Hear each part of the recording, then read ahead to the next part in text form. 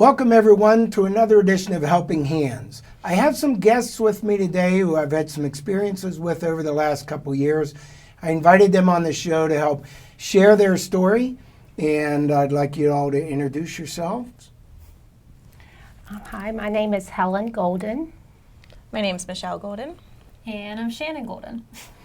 And the reason I have the Goldens on the show is they've had experiences over the last couple years with actually an illness with their husband and father. And I wanted to bring them on the show and try to help communicate, spread the message on what happened over the last couple years, and maybe help in some other areas too, as you'll see as the show progresses.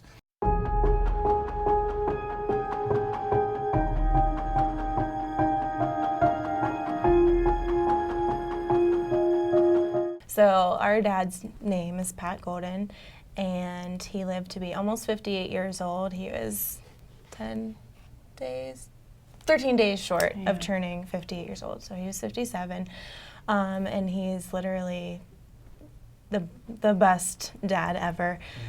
He was a civil engineer. For the Army Corps of Engineers. 31 years, over 31 years.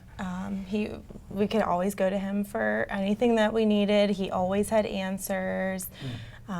Super spiritual, devout, Catholic, Christian, spiritual leader. Yeah. He took care of us.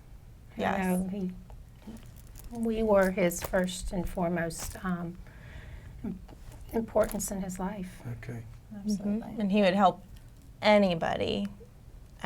He would literally take the shirt off his back and give Really? it to a complete stranger. And so, yeah, we were his number one priority, and he was always doing things for us. But I think that's what he wanted. So. So life was going smoothly, and then what? And how long ago did you start noticing changes, I guess, right? Right. Well, for me, as his wife, I feel when I had to look back on it, I knew I saw some changes in his memory, like probably 6 months, maybe up to a year before we actually all saw the symptoms coming about. That worried me a lot, of course, and I just, prayed a lot about it, that he would be okay, but then it was in July of 2016 that the symptoms came out. Okay. And one of them was, of course, the memory failing. He started writing notes down more. He had to take supplements, and I noticed that before he went to work, he would leave a little piece of paper, on the counter, kitchen counter, reminding himself. Okay. And I thought, oh, well, and he would even say to me, I feel like, I don't remember exactly when he said this about the memory. He felt like his memory was, they couldn't remember things quite as well. And we joked about it, saying, well, we're getting older, and try to blame it on medication, things like that. Yeah. But, yeah. Okay, so that's July 2016. How long was that after you had first started seeing things before you realized, would you say? I'm going to say months? 6 months to a year. Okay. And that's the best memory I have, Okay. of that. Yeah. I think we all had moments personally where we saw a shift in behavior or something just seemed off or bizarre. And it was the summer, probably rolling into August, and I was preparing to go to grad school. And I was home for the summer and just hanging out, probably watching TV. And he came home one day, it was only 1 o'clock or whatever, and he said something about, I just hit a wall when it's lunchtime or whatever, and I didn't really know what he meant by that, but I just remember he came up the stairs and sat at the table and said that he hits a wall at work now halfway through. And I believe in the same week for me, he asked me, where do I send the water bill to? And our dad's so funny, and he's humorous. He's a joking man. I was like, all right, Dad, I don't know. Right. And then, he had that confused look stuck on his face. And I was like, that's something in my gut said, that's not right. Okay. Yeah. So you all saw it. Yeah, we all started to see it, and it became this very uncomfortable, awkward thing because the unknown is always very scary. And so we had to, all living under one roof, kind of talk to one another like, is something going on? Yeah, Like, yeah. he's not remembering things that he's told us, or he's not remembering to do things that he always does. Okay. And so then when we approached him to kind of say like, hey, is everything, oh, I don't know, honestly, like looking back, there might have been different ways to approach it, but we were trying to ask like, That's do you hard. notice It's a hard anything? thing to do. And he got very defensive and said, I think at one point he told us it was us that Yeah, was he losing did. it. Yeah. And obviously, we probably would have done the same thing. Right. So, but it started to, that was very end of July, and it started to transform into, one day he called me. So he worked in downtown Pittsburgh, and he called me. I was off in the summer, and it was like a Tuesday, I remember. And he called, and it was just an awkward conversation. Like, normally he wouldn't call me to tell me that he was leaving to come home, and he took the trolley. So, you know, wasn't a lot of driving that he was doing. Right. But I remember mentioning something like, well, if you ever need someone to come and like help you get home, like you can call us, we'll come and get you. And he said, no, I don't think I'm at that point yet. Wow. So that to me meant that, and I thought to me, oh my gosh, please, let's not get to that point ever. But Yeah. I think he was It was sinking into accepting him. that he noticed Some it kind of awareness. too. Yeah. So Yeah, there was a lot of things that we noticed: the repeating, the memory loss, the confusion. So what happens then? Because now he's starting to see signs himself in the self-awareness. What did you and he then do next? Address the issue or what? well, they went to the doctor, and that was a very awful situation in itself. They had to wait 2 hours because the doctor was behind, and then he just kind of brushed off my dad's situation and said that he thought that he was depressed. So then that was August 3rd, and 2 days later, on my mom's birthday, I was trying to look up, like, what can we do, looking at St. Clair Hospital, and I said, I can call this number and see if, like, they can take us and see, you know, and he was like, no, I don't want to do that. Or, yeah, are you going to call? Like, it was, like, back and forth within a Really? few minutes' time, but, you know, that ended up being, he agreed, we went, waited all day. He was making jokes, Oh, yeah. using the medical You're equipment, kidding. like being typical just- dad. That's just And that was nice to see that. Yeah. But he stayed overnight because then that way he could see doctors. Okay. Another of which who just told him that he was probably depressed. Same thing. Same thing. Yeah. Yeah, he had to see a psychologist. Psychologist. Yeah. Family doctor, and the neurologist. Yeah, the neurologist. Yeah. But I think that just proves like how even doctors are so unaware of picking up on this disease and the symptoms because it is so rare, and still there's so much research being done with no cure or treatment that the best the doctors could do is diagnose him with depression at this stage of the game. Does the disease have a name?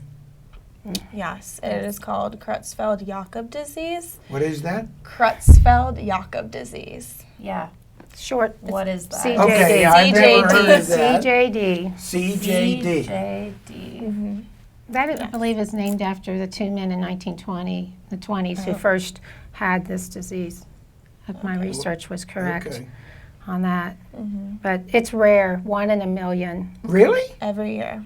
every year. Just like how you responded That's to what- what is CJD, that's how Right. we responded. no- That's probably how the doctors responded. What?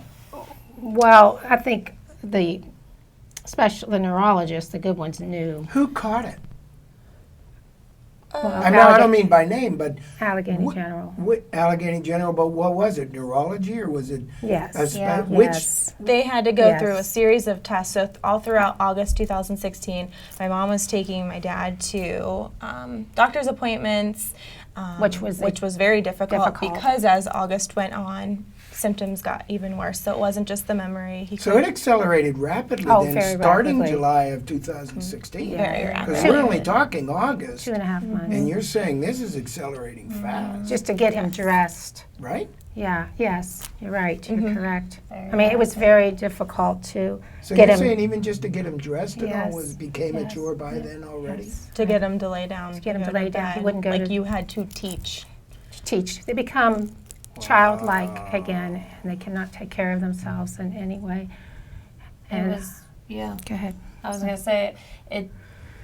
What was happening in his mind, like my mom was saying, it makes you into a child again because it's attacking your whole brain, the disease. So it's taking away and pulling your brain apart like a sponge where there's these holes. So, you know, my dad was trying to fight the whole time to make the connections, to do this, to be able to feed himself, to clothe himself, but there was missing links there that were fading every week rapidly. So it became very verbally aggressive, physically Really? threatening and violent sometimes because he felt like he was under attack and we became the attackers in his eyes. I've heard that with Alzheimer's and also with dementia sometimes as a side effect. So you're at Allegheny General. Neurology department's the one that started being able to identify this. Am I hearing that right? Yeah. Yeah, so They they had repeated the they same had so the test. test that all happened in August. We didn't then go until a day or after Labor Day, I want to say in September. And they started redoing all these tests. So the spinal tap that he already had done at Jefferson or whatever, Yeah. he had to have done again, and that's what is needed to actually like Really? identify this, Identify it. that and an it autopsy. takes a So couple that weeks. pinpointed it. Okay. Yeah. And then Right. they came to you and said CJD. Right. Is that about right? In a very abrupt way, yes, they did. Oh, Yeah. not so kind, huh? But Oh, yeah, that's that's not what it was. Yeah. Okay. Yeah. So- But had they had the neurologist in Bethel Park ordered the correct spinal tap, Yeah. we might have known earlier, but he did not. What did they tell you? Do they know anything on what causes the disease? So there's 3 forms of CJD. There's, or possibly a fourth. Yeah. So the most common, I think, are sporadic, which is what our dad had, which just Comes happens. out of nowhere. It just happens. Then there's the nowhere. familia kind, which is hereditary. So we're praying that they were correct on the sporadic and that it's not hereditary. And then there's variant. Yes, that's It's like- called variant, and that's like people used to think this was like mad cow disease, a form of it, but the variant form is eating contaminated meat. Oh, really? From our understanding. And then there's the fourth kind that could be transmitted through It's medical. called Through other acquired people's blood. Acquired. CJD. Yeah, transmitted. Yes. So we were So- told that he had sporadic, and I did try to get like more like how do you know, because when you look Right, online, sporadic and the familia, the symptoms are very similar. So I tried to get more information about that, and you know, I don't know, they're like, we just know it's sporadic, and I'm Yeah. like, okay, I'm gonna take your word for that and hope so. Was there did you then, who did you approach after that for help? Oh. I mean, You mean when he was diagnosed? yeah, once he was diagnosed, you had a beat on what it was now. Are there associations that help with that, or who do you go to that can help? We didn't know about him. We didn't know about them yet. No. The CJD Foundation, which they're There fantastic. is a CJD Foundation. Yes. Yes, the CJD Yes. Foundation. We just didn't We did- find them until after he had passed. What do they do? They are a foundation that works to provide family support, and their funds help with medical research, and they host a yearly conference every year to educate families, and they work with doctors. And they also have the event Strides for CJD that I happens see. across the country. I see. So they're very nice So it ladies. would have been nice to know about that a Yes. little bit, right? Yes. So even Allegheny Yeah. General probably didn't know about that, or they might have shared it with you, I would think, right? I think the thing with it is like Yeah. it's amazing like to be a part of the foundation now and to be really big supports for others and ourselves, though it was like a helpless case because we were trapped. This is a rare disease, a form of dementia, actually a very rapid process, and there's no cure, and it's fatal. No cure. So No that treatment, was no No treatment, no presented to us right there with the diagnosis, and that's what was the helpless part of it. Like, sure, there's support there and it's amazing, but that's why we're working so hard for a treatment and Yeah. a cure in the And future. to raise the awareness so that people don't look at us like, what's that? Never heard of that. Of course people do. They still don't know what Well, it is. talk to me about that then. You're really making strides. I don't mean to use that word, but I do. and efforts to funny. try to promote awareness. Tell me a little bit about what you're trying to do here. So, okay, so our dad, to kind of speed up our story, he was diagnosed on September 13th, 2016 at Allegheny General, and they told us that he had 2 weeks to live.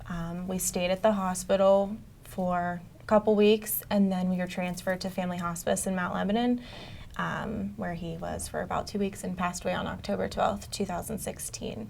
So, Sorry to hear that. thank you. So it was kind of, because we didn't know yet about the foundation or the events that they have, such as Strides for CJD, it wasn't until the following year, whenever we got in more contact with the foundation, that we learned about Strides for CJD. Okay. And there was one in Cleveland. So we decided in October 2017 that we were going to go to that. And we did. And it was just really, really nice. It was a nice day, a beautiful park, and it was just nice to actually be with people that Share the same understand and experience. unfortunately share the same experience. And so by the end of the weekend, we were like, we want to have one in Pittsburgh, because literally this was a helpless situation we were put in, and this is one of the very few things that we can even do to Right. kind of live out a legacy, like our dad's legacy. Right. So I got in contact with the foundation that October and just let them know that we would like to host one in Pittsburgh because there was not one here yet. And that's how it kind of started. So last year was our first event. We had So you did an event did. already. we did did. one event already. By How did it Just go? the three Just of the us three of us. with a little bit of Just help. the three of you guys. We had Nailed it. a little bit of help last year. Yeah. Nailed it. Nailed it. Nailed it. We did do pretty good. Tell I me think. about it. They're What pretty good. last year? Tell me about what you did. That's from scratch, right? It's totally from Cool. scratch. So, and you're working really with the CJD Foundation is in Akron, Ohio. So we never met anyone from the foundation. It was all from phone calls and emails that we pieced together how to Okay. put together this event. Wow. We held it in South Park, PA, and it was at the community house, and we walked the trail that was across the street, and it was a really nice day. That's We nice. had about 150 people, so a lot of Really? our family, Yeah. friends, much- people that we know from work. Yeah, we Wow, did well that's with a the lot. fundraiser too. I mean, Right, so we have, we set up an online fundraising team. Last year it was Team Pat Golden. This year it's Team Stay Golden. So we gotta use that name when we can remember. So, Okay, I like that. yeah, Yeah. so Yeah. people can sign up online and then they donate to our team as well. So we set our goal a little bit higher than last year. Good But for so there's you. all these different locations happening in different cities, and every year it seems that there's a couple more that joined. I think last year, I might be a little bit off, but I feel like it was the 4th year for Strides. Oh, okay. I want to say it was the Oh, so 4th it's a year. young So I think nationwide we program. attended the Is one that in right? yeah, I think we Yeah. attended the one in Cleveland on year 3, and then we hosted our first one in Pittsburgh year 4. So I I see. believe this will be the 5th year. I see. I could be off by a year, but I Okay. think that's the case. So yeah, I mean, we had to work really hard to get donations from businesses, and a lot of people are very great or very Yeah. kind in their Kind. donations. If businesses want to help you out, contact you, get involved, how do they do that? And what could they do? So we they could email. They could email the Strides for CJD account that we have. It's strides, the number 4, cjdpittsburgh@gmail.com. Is Pittsburgh spelled out? Pittsburgh spelled Okay. out, yes. So they could email us. Okay. And so we take donations for raffles, the raffle that we hold Okay. at the walk, and donations and sponsorships as well. Sponsorships, yeah, maybe this is a good time to show. Well, I mean, speaking of sponsorships, but Yeah. everybody gets a shirt when they register. People Buy like some- that. Yeah, they get 5 free Yes. tickets too Yeah. for the raffle. Oh, okay. But this is last year's. So there are shirt. raffles at the event? Okay. So that's some of the Watch businesses. your Careful. microphone Oops, there. sorry. So anyways, on the Yeah, back hold is that up. the, Let's- well, see here in the Wow. front, they have the, All of the all of the locations. locations Okay. from last year. Just a growing Okay. thing. And then on the back is the sponsors, Well, that's a lot of sponsors already, huh? Yeah. so. Helps Yeah. you feel like you, like Michelle was saying, have some kind of control in a not really, I don't know, like in a totally helpless, In a helpless situation situation. Yeah. where there's little control with the disease. You can at least do this, which is cool to be able to honor your dad, you know. Oh, I bet. Yeah. So, yeah, we literally couldn't, we did everything that we could. And we look back and of course we have our regrets. We're human. And we try to talk each other down like, well, remember, like, we were doing the best that we could. Obviously, now knowing everything we know, we would do things differently. What would you do differently? Ask for help. Okay. Because we were very afraid to ask for From help. where? Family. Anyone. Family Oh, kind I of knew see. something was I going see. on. I see. We A little don't have bit. any family here, so we kept it. Private. Pat was a very private person, Okay, so we I were trying understand. to, We didn't want to. I think it was Expose out of him. respect Yeah. for Yeah. him too, because it made him so vulnerable. I mean, I will never forget, like, just my dad was a caregiver, right? He was a caregiver to all of us, but he helped my mom through, you know, medical and physical conditions that she struggles with. And we always saw that growing up. And then my mom switched the role and Yeah. was the primary caregiver for our dad when he was so vulnerable and confused and battling this. So yeah, just asking for help, I think too, because I mean we just were so clueless and I know I Scared. would just pray and be like, all right, God, we're done, right? You got this, right? Because Yeah. we couldn't have done anything better. It was becoming very taxing, and that's why we did have to end up calling some family members to help get him to the hospital, to Allegheny General. It took 45 minutes to convince / help him get his shoes on, and then about another 45 minutes to get down the few stairs in our split level home and the few stairs outside to get into the vehicle. still So- say that he knew something was, Yeah, he was could've- resisting. Yeah. I Yeah. feel he was resisting just a little bit. Because he was still like somewhat aware at that point. Mm-hmm. He wasn't aware for much longer after that because they gave him Keppra at the hospital, which Okay. basically put him into a coma for the rest of his life. Okay. So although we were there with him, we don't know if he was able to hear us. We don't know if he was able to. We don't know. We don't Yeah. know I what guess he, his eyes weren't really open, so when they did open, a very few times, we don't know if he could see us or anything like that. Most likely Because- he wasn't aware of what was going on Because for the of most the- part.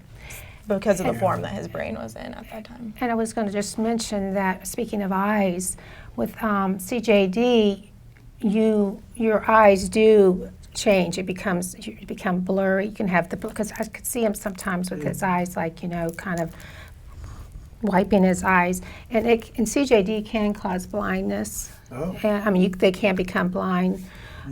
So there was an issue with that. I think he could still see. I don't think that wasn't his issue, yeah. but I think there was something going on. That was a symptom, and just couldn't take care of himself anymore. He just, at the end, I mean, before we went to the hospital, I had to literally feed him. It's Yeah. sad. Yeah. It was a living nightmare. So now you perpetuate these experiences and help share the message as much as you can with as many families really almost all across the country that you can, but especially in Pittsburgh or whatever you can reach, right? And this Strides, tell me more about the upcoming event.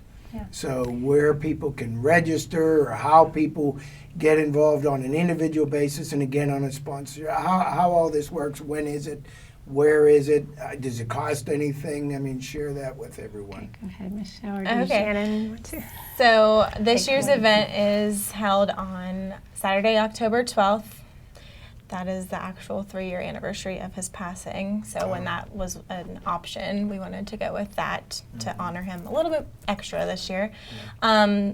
Registration / sign-in begins at 9:15 in the morning, and then the actual event where we have announcements and like candle lighting ceremony, that'll begin at 10:15 in the morning, and the walking part will start around 10:30. So How long is the I walk? was just going to say. the walk is 2 2 miles. miles. Okay. So this year we're not. And is it a walk on, you said, on a path? Is it rocky terrain or is it? So that was last Have a year. sign. This year we're trying something a little bit different to help accommodate the variety of registrants and Okay. participants that come. So we're actually holding it at the South Park Cottage, and we're using the track that is right there with the big, Oh, the okay. 3 big fields that are right there. Yeah, So that's nice. That's it's nice. about a half of a mile for 1 lap. So we're going to do 4 laps around that. That'll be 2 Nice. miles. Nice. And then after that, we go back and we pull all of the raffle tickets. Okay. So, Winners. but we have that's different nice. things there, like a memory table. We might have something on around the track to make that a little bit more exciting, since we're going to be doing that repeatedly. But it's $30 currently, $30 through September 12th. But if people register by September 9th, which is Monday, then they are guaranteed a T-shirt. But people that Okay. yeah. Yeah. Important. Yeah, so Yeah. And then that's helping, those funds go toward what? those funds go toward more medical research Okay. and education for families. So do you forward those funds to the foundation? You're doing this on behalf of helping the Yes. foundation, is that right? Yes. Okay. Yeah. And we should, So I should mention it's $30 per adult, but after September 12th, it's $35 Okay. per adult. Okay. For children, it is $20 until through September 12th, and then after that, it's $25. And people can come and register. We had a lot of people come and register day of Show last Oh, did year. they? Mhm. You can show Yes. Okay. Absolutely. And did you mention that, I mean, we are honoring, my husband and their father, but we're honoring all the other people in this area who have lost loved ones Yeah. to this horrible disease. So, Okay. yeah. So we want to I want to be connected to more people who've been through similar things, and it's a great opportunity for people who are just getting diagnosed or just going through it this year out of nowhere, like we experienced, to come out and gain support, because we understand how lonely it feels, and people not really being able to understand Right. what we went through. So we would love to have more people there to Okay. connect with. We looked last night, and I think including our team Stay Golden, there were 5 other teams set up currently Nice. for other people, which Ah, is like, okay. that's great. Yeah, that is. It's also very sad. Very sad, yeah. So 1 in a million doesn't seem correct, but because the more and more that you get involved, you meet You more hear about people, more and more. and you're like, how could this be 1 in a million? But Well, I appreciate you all coming in. What again, to wrap up, is the way they contact you?